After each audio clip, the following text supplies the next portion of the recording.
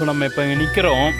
இந்த இடத்துல வந்து ஒரு பழம் வந்து விளையுது. நம்ம அதாவது எல்லா பழத்தையும் நம்ம சாப்பிடக்கூடாது. சில பழம் வந்து பாய்சனாக இருக்கும், சில பழம் வந்து விஷப்பழமாக இருக்கும். நம்ம எல்லா பழத்தையும் நம்ம சாப்பிடக்கூடாது. நம்ம அதை பற்றி ரிசர்ச் பண்ணிட்டு தான் நம்ம சாப்பிடணும். ஸோ இந்த பழத்துடைய பேர் வந்து ஜபோட்டிகாபா.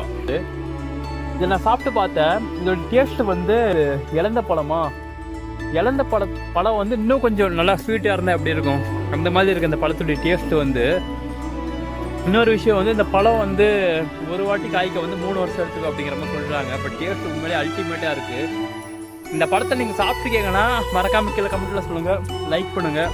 இந்த மாதிரி பல டேஸ்ட் உங்களுக்கு பிடிக்கனாலும் மறக்காமல் லைக் பண்ணுங்கள். இங்கே பாருங்கள், இங்கே இருக்குது பாருங்கள், டேஸ்ட் அருமையாக இருக்குது. இது மறக்காமல் சப்ஸ்கிரைப் பண்ணி வச்சுக்கோங்க. அடுத்த வீடியோ நம்ம கண்டிப்பாக மறக்காமல் நம்ம பார்த்துக்கிட்டே இருக்கலாம். இப்படி தான் இருக்குது பழத்துடைய டேஸ்ட்டு பார்க்க.